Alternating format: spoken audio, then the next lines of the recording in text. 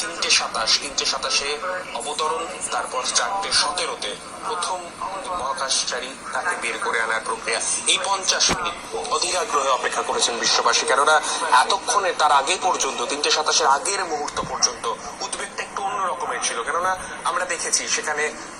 একটা প্রাণ সংশয় ছিল, অবশ্যই অনেক পুরনো স্মৃতি মানুষের মনে পড়েছে বা অন্য কিছু, যাতে কোনো আবারও স্পেসএক্স স্টার্টেড এই মহাকাশযান একেবারে সফলভাবে অবতরণ করলো গালফ অফ মেক্সিকোতে। এবং তারপরেই এই অবতরণের পর আমরা যে ছবি দেখতে পেলাম, আস্তে আস্তে যত সময় গড়ালো তাদেরকে যেরকম ভাবে একেবারে স্ট্যান্ডার্ড প্রসিজার ফলো করে তাদের এই মহাকাশযানকে তুলে আনা হলো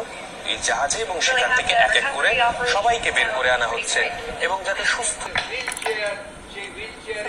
একেবারে সেই মহেন্দ্র খান সামনিক যে সময় একে একে নভশ্চরদের বের করা হচ্ছে, যে ছবি আমরা নিউজ 18 বাংলার পর্দায় দেখাচ্ছি আমাদের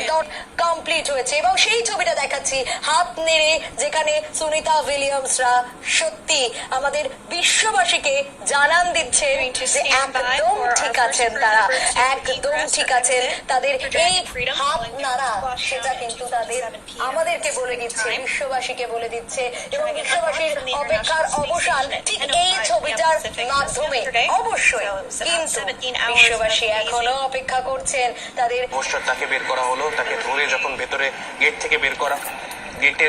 বের করা হলো, তারপরেই আমরা দেখলাম বাইরে স্ট্রেচার প্রস্তুত রাখা হয়েছিল, সেই স্ট্রেচারে তাকে শুয়ে এই মুহূর্তে নিয়ে যাওয়া হবে পরবর্তী গন্তব্যের দিকে, কেননা যে হেলিক্যারিয়ার সেটা স্পেসএক্স এর তরফ